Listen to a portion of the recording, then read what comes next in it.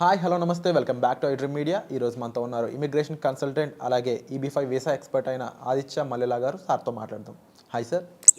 Sir, ఇండియన్స్కి America వెళ్ళడానికి ఈబీ5 visa ఎంత ఇంపార్టెంటో, ఇక ఆ చుట్టుపక్కల ఉండే మెక్సికన్ అండ్ కెనడా ఉండే దేశాలు ఉన్నాయి కదా, అలాంటి దేశాల నుంచి ఎవరైనా మన ఇండియన్స్ అయి ఉండొచ్చు, వేరే ఆ కంట్రీకి సంబంధించిన వ్యక్తులు యూఎస్కి వెళ్ళాలి అన్నట్లయితే ఎలాంటి ప్రొసీజర్ ఉంటుంది? ఈబీ5 అయినా H1B ఇలాంటివి ఉంటాయి, ఇంకా డిఫరెంట్గా ఏదైనా ప్రొసీజర్ ఉంటుందా?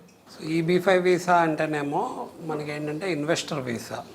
సో మన మనీని మనం కనుక యూఎస్లో ఇన్వెస్ట్ చేస్తే దాన్ని బేస్ చేసుకొని మనకి వర్క్ ఆథరైజేషన్స్ అలానే గ్రీన్ కార్డ్ త్వరగా రావడానికి, ఇప్పుడున్న సిచ్యువేషన్లో 100 years పైన పడుతుంది కాబట్టి గ్రీన్ కార్డ్ రావడానికి మన మనీని లిక్విడేట్ చేసుకొని 8 crores ఆఫ్ మనీని యూఎస్లో ఇన్వెస్ట్ చేయడం వల్ల ఈ ఈబీ5 వీసా ద్వారా మనం ఏంటంటే వర్క్ చేసుకోవచ్చు. అలానే మనం త్వరగా గ్రీన్ కార్డ్ వస్తాం జరిగింది.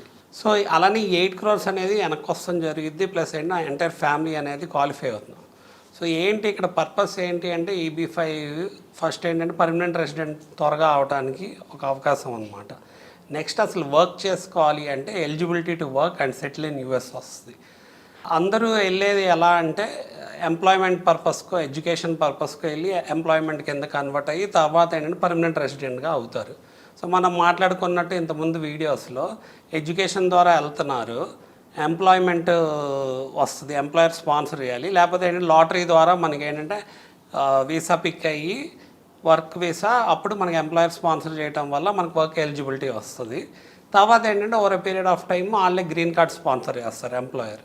సో ఇదంతా జరగడానికి కూడా 5 to 7 years పడుతుంది అనేది మనం డిస్కస్ చేసుకున్నాం. ఓన్లీ గ్రీన్ కార్డ్ అప్లై చేసుకోవడానికి 5 to 7 years పడితే అసలు రావడానికి 100 years పడుతుంది. ఈబీ5 వీసాలో ఏంటి అంటే వితిన్ ఏ తక్కువ స్పాన్లో, అంటే ఏంటంటే within very short time you are eligible to work in US as well as get green card అనమాట. అయితే మిగతా అదర్ వీసాస్ కూడా చాలా ఉన్నాయి. ఇప్పుడు H1B వీసా అనేది యూజువల్గా మన వాళ్ళందరూ ప్రిఫర్ చేసేది H1B, బట్ దానికి ఏంటంటే లాటరీ సిస్టమ్ అనేది ఉంటుంది. లాటరీ సిస్టమ్ ఉండటం వల్ల పెద్ద ఛాలెంజ్గా మారింది అనమాట.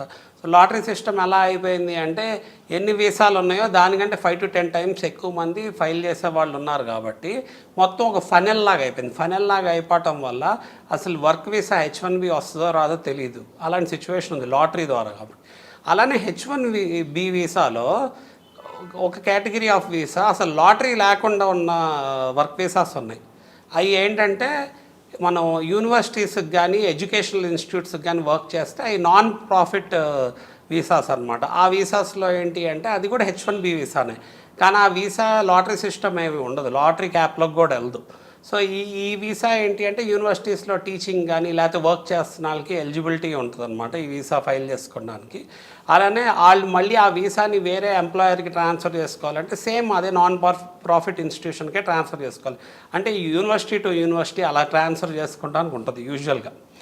మనకి ఈబీ5 వీసా అనేది ఎవరైనా అప్లై చేసుకోవచ్చు, ఇండియా నుంచి అప్లై చేసుకోవచ్చు, ఆల్రెడీ యూఎస్లో ఉన్న వాళ్ళు అప్లై చేసుకోవచ్చు, ఎవరైతే గ్రీన్ కార్డ్ త్వరగా రావాలనుకుంటున్నారు, వర్క్ ఆథరైజేషన్ త్వరగా రావాలి. అలానే దుబాయ్, ఆస్ట్రేలియా, కెనడా, మెక్సికో నుంచి కూడా ఎవరైనా అప్లై చేసుకోవచ్చు. ఎందుకు అంటే ఈబీ5 వీసా ఫండ్స్ అనేవి కూడా throughout all across all the world నుంచి మనకి ఫండ్స్ అనేది డిఫరెంట్ కంట్రీస్ నుంచి వస్తాం జరిగిద్ది. అలానే డిఫరెంట్ పీపుల్ ఫైల్ చేసుకోవడం జరిగిద్ది. ఎస్పెషలీ మనకి India, China, Mexico, Vietnam, Philippines వీళ్ళందరికీ వెయిటింగ్ లిస్ట్ ఉంది కాబట్టి. అయితే మనకి ట్రీటీస్ ఉంటాయి. యూఎస్కి ఏంటి అంటే ఇప్పుడు ఇది పెద్ద ల్యాండ్ ఆఫ్ ఆపర్చునిటీస్ అన్ను, యూఎస్ అనేది ఇట్స్ పైనీర్ కదా. సో అలా డిఫరెంట్ వరల్డ్ వైడ్ యూఎస్కి చాలా కంట్రీస్లో డిఫరెంట్ ట్రీటీస్ ఉంటాయి. ఎస్పెషల్లీ ట్రీటీస్ ఎలా ఉంటాయంటే నైబరింగ్ కంట్రీస్తో కూడా ట్రీటీస్ ఉంటాయి. సో కెనడా, మెక్సికో సిటిజన్స్ అనుకోండి, వాళ్ళకి నాఫ్టా అని చెప్పి ఒక అగ్రిమెంట్ ఉంది. అంటే నార్త్ అమెరికన్ కాంటినెంట్ కాబట్టి north American free trade agreement అని ఉంది. సో వాళ్ళు ఎవరన్నా యూఎస్లో వచ్చి వర్క్ చేయాలనుకోండి, మనం వింటూ ఉంటాం కదా, కొంతమంది కెనడా వెళ్ళి యూఎస్లో అంటే చాలా టైం పడుతుంది సిటిజన్ అవడానికి లేదా పర్మనెంట్ రెసిడెంట్ అవడానికి అని. కెనడా అయితే త్వరగా 7 to 10 yearsలో సెటిల్ అయిపోవచ్చు. బట్ ఇప్పుడు రూల్స్ మారినాయి. అక్కడ కెనడాలో కూడా ఏంటంటే టెంపరీ పిఆర్ వచ్చి ప్రావిన్సీ పిఆర్, తర్వాత ఏంటంటే కంట్రీ పిఆర్ వస్తుంది, తర్వాత సిటిజన్షిప్ వస్తుంది జరిగింది. సో సిటిజన్స్ ఆఫ్ కెనడాకి మెక్సికోకి ఏంటి అంటే ఇప్పుడు నాఫ్టా గురించి చెప్పా కదా, నార్త్ అమెరికన్ కాంటినెంట్కి రిలేటెడ్ ఫ్రీ ట్రేడ్ అగ్రిమెంట్ ద్వారా టీఎన్ వీసా ద్వారా వాళ్ళు సిటిజన్స్ వచ్చి వర్క్ చేసుకోవచ్చు. ఆ టీఎన్ వీసాకి అప్లై చేసుకోవచ్చు. టీఎన్ వీసా అంటే ట్రేడ్ నాఫ్టా అనమాట. అది ఎందుకంటే నైబరింగ్ కంట్రీస్ కదా, ఇప్పుడు నార్త్ అమెరికన్ కాంటినెంట్ అంటే మనకి మెక్సికో, కెనడా అన్ను యుఎస్ఏ కదా నైబరింగ్ స్టేట్స్. మెక్సికోలో చూస్తే ఎక్కువ ఇల్లీగల్ ఇమిగ్రెంట్స్ కూడా ఎక్కువ మంది యుఎస్ ఎంటర్ అవుతున్నారు. ఇప్పుడు ట్రంప్ కూడా దాని మీద కదా ఎక్కువ ఫైట్ చేస్తుంది, ఇల్లీగల్ ఇమిగ్రేషన్ ఉందని. బట్ వాళ్ళకి ఈ ప్రొవిజన్ ఉంది టీఎన్ వీసా అనేది. మనకి ఎలా అయితే ఇండియాకి నేపాల్తో ఇండో నేపాల్ ఫ్రెండ్షిప్ ట్రీటీ ఎలా అయితే ఉందో, అంటే నేపాల్ సిటిజన్స్ ఇండియాకి వచ్చి వర్కర్స్ కింద కూడా వర్క్ చేస్తూ ఉంటారు, అలానే సిమిలర్ కైండ్ ఆఫ్ ట్రీటీ యుఎస్కి మెక్సికో కెనడాతో ఉంది. ఇదే కాకుండా అదర్ కంట్రీస్తో కూడా యుఎస్కి చాలా కంట్రీస్తో ట్రీటీస్ ఉంటాయి. ప్రతి కంట్రీకి ట్రీటీస్ ఉంటాయి డెఫినెట్గా. ఆ ట్రీటీస్ని బేస్ చేసుకొని ఒక్కోసారి ఆ వీసా అమెండ్మెంట్స్ కానీ అడ్జస్ట్మెంట్ కానీ ఓన్లీ మనం కన్వెన్షనల్ ఎప్పుడు H1B గురించో లేకపోతే L కేటగిరీ వర్క్ వీసాస్ గురించి వీటి గురించే మాట్లాడుకుంటూ ఉంటాం కదా. ఈ కాకుండా వేరే అదర్ వీసాస్ కూడా ఉంటాయి అన్నమాట. ఇప్పుడు ఆస్ట్రేలియన్ సిటిజన్స్ అనుకోండి, E3 వీసా కింద వాళ్ళు వచ్చి వర్క్ చేసుకోవచ్చు, వాళ్ళకి ఆ ఎలిజిబిలిటీ ఉంది. అలానే H1B1 అని ఇంకో వీసా కేటగిరీ ఉంది. అదేంటంటే సింగపూర్ అండ్ చైల్డ్ నేషనల్స్కు ఇయర్లీ ఒక 1400 నుంచి 5000 వరకు వీసా శాంక్షన్ అవుతాయి. వాళ్ళు కూడా ఏంటంటే యుఎస్ ఎంటర్ అవడానికి H1B1 అనే వీసా ఒకటి ఉంది. మోర్ ఓవర్ అందరూ ఎక్కువగా అడిగేది ఏంటంటే EB5 వీసా అనగానే మనం యూజువల్గా మాట్లాడుకునేది ఏంటంటే ఇన్వెస్ట్మెంట్స్ గురించి మాట్లాడుకున్నాం. ఇన్వెస్ట్మెంట్స్ గురించి మాట్లాడుకున్నప్పుడు అంత బిజినెస్ గురించి, అలానే మన మనీ ఎక్కడికి వెళ్తుంది, ఎంప్లాయ్మెంట్ ఎంత జనరేట్ అవుతుంది, అక్కడ ఎకానమీ ఎంత జనరేట్ అవుతుంది, దాన్ని గుర్తించే మనకి EB5 వీసాలో మన సోర్స్ ఆఫ్ ఫండ్ని గుర్తించి దానివల్ల ఎంప్లాయ్మెంట్ ఎకానమీ జనరేట్ అయ్యిందని మనకి గ్రీన్ కార్డ్ కానీ అక్కడ ఎంప్లాయ్మెంట్ ఆథరైజేషన్ కానీ ఇస్తుంది జరుగుతుంది కదా. సో E2 వీసా అని ఒక వీసా కేటగిరీ ఉంది. ఈ వీసా కేటగిరీ ఏంటంటే ఎస్పెషల్లీ ఒక యుఎస్కి ఒక 70 కంట్రీస్తో ట్రీటీ ఉంది. E2 వీసా క్వాలిఫై అవుతాయి ఆ కంట్రీస్ అన్నీ, లైక్ ఆస్ట్రేలియా లేకపోతే ఇటలీ ఇలాంటి కంట్రీస్ అన్ని, అలానే కెరేబియన్ ఐలాండ్స్ కొన్ని కంట్రీస్ అన్ని, జర్మనీ అలాంటి కంట్రీస్ అన్ని క్వాలిఫై అవుతాయి. సో E2 వీసా ఏంటంటే ఎవరైతే యుఎస్కి వచ్చి బిజినెస్ చేసుకోవాలి అనుకుంటున్నారు. ఇప్పుడు EB5 వీసాలో కూడా EB5 వీసా క్వాలిఫై అయితే వాళ్ళు బిజినెస్ చేసుకోవచ్చు. బట్ ఏంటంటే EB5 వీసాలో మనం మాట్లాడుకున్నాం కదా, డైరెక్ట్ ఇన్వెస్ట్మెంట్ ఉంది, లేకపోతే త్రూ రీజనల్ సెంటర్ ఇన్వెస్ట్మెంట్ కూడా ఉంది.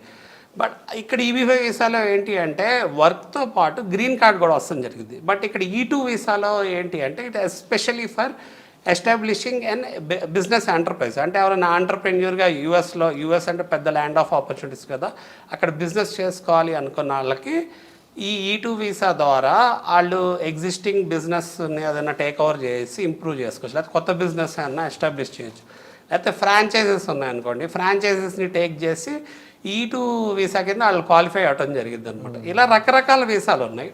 బట్ EB5 వీసా ఏంటి అంటే మన సోర్స్ ఆఫ్ ఫండ్స్ ఏదైతే $8,800,000 మనం మాట్లాడుకున్నాం, ఇంక 8 crores తీసుకెళ్ళి యూఎస్లో ఇన్వెస్ట్ చేస్తే అవి రీజనల్ సెంటర్ ఎంటిటీస్ కింద మనం ఇన్వెస్ట్ చేయడం జరుగుతుంది. ఎందుకు అంటే డైరెక్ట్ EB5 ఇన్వెస్ట్మెంట్ కూడా ఉంది. బట్ అక్కడ మీకు నిజంగా బిజినెస్ ఎక్స్పర్టీస్ కావాలి.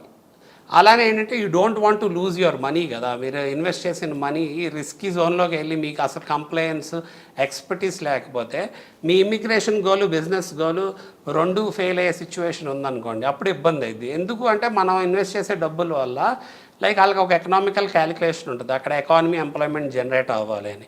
Like let's say next for example ఒక 30 monthsకి ఫుల్ టైమ్ ఎంప్లాయ్మెంట్స్ ఇంత శాలరీ, ఒక పర్టికులర్ శాలరీ కట్టే ఎంప్లాయ్మెంట్ అక్కడ జనరేట్ అవ్వాలి for citizens or like workers there అని ఉంటుంది ఆ క్యాలిక్యులేషన్. దాన్ని ఫుల్ఫిల్ చేయాలి అంటే రీజనల్ సెంటర్స్ ద్వారా ఇన్వెస్ట్ చేసుకుంటే త్వరగా ఫాస్ట్గా అడ్వాంటేజ్ ఉంటుంది అనమాట. సో EB5 వీసా ద్వారా నెక్స్ట్ 6 to 8 monthsలో వర్క్ ఆథరైజేషన్స్ వచ్చేస్తాయి. 1.5 year to 2 yearsలో కండిషనల్ గ్రీన్ కార్డ్ వస్తుంది. ఏవైతే మనం ఇప్పుడు మాట్లాడుకున్నాం, మనం ఇన్వెస్ట్ చేసిన ఫండ్ ద్వారా ఎకానమీ ఎంప్లాయ్మెంట్ జనరేట్ అవడం వల్ల ఆ కండిషన్స్ అనేది రివోక్ అయ్యి ఓవరాల్గా 5 years permanent resident green card వస్తుంది EB5 వీసా ద్వారా. ఇది అడ్వాంటేజ్ ఫర్ ఎంటైర్ ఫ్యామిలీ. అలానే మనం పెట్టిన డబ్బులు కూడా 3 to 5 years ఆర్ 2 to 4 yearsలో వెనక్కి వస్తుంది జరిగింది అనమాట, based on the project vary అయితే.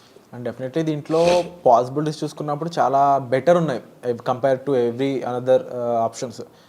సో ఇలాంటి ప్రొసీజర్ని ఆచితూచి వేయకపోయినా కూడా మనం ఇబ్బంది పడాల్సి వస్తుంది. అండ్ ముఖ్యంగా ఒక ప్రొఫెషనల్ హెల్ప్ అనేది చాలా అవసరం అండి ఇలాంటి ప్రొసీజర్లో. అండ్ డెఫినెట్లీ ఇది మీ కెరియర్ మాత్రమే కాదు, ఓవరాల్ మీ లైఫ్కి, మీ ఫ్యామిలీ లైఫ్ కూడా సంబంధించిన విషయం కాబట్టి మీరైతే ఎస్ ఎ రైట్ ప్రొఫెషనల్గా అడ్వకేట్ ఆదిత్య గారి యొక్క హెల్ప్ తీసుకున్నట్లయితే ఈ పూర్తి ప్రొసీజర్ని ఎటువంటి ఇబ్బంది లేకుండా రైట్ ఫార్వర్డ్లో మీరు మెన్షన్ చేసి క్లోజ్ చేసుకోవచ్చు, అక్కడ మీరు సిటిజన్షిప్ని పొందొచ్చు. సో ఇలాంటి మంచి ఎపిసోడ్ మీకు కావాలని అనుకున్నట్లయితే వెంటనే ఈ ఛానల్ సబ్స్క్రైబ్ చేసుకోండి. మరీ ముఖ్యంగా ఈ వీసా ప్రొసీజర్ సంబంధించిన మరిన్ని డీటెయిల్స్ కోసం మీరు డైరెక్ట్గా సార్తో మాట్లాడాలనుకున్నట్లయితే డిస్ప్లే అవుతున్న నెంబర్స్ కాల్ చేసి మీరు పూర్తి వివరాలు అనేవి తెలుసుకోవచ్చు. Thank you so much.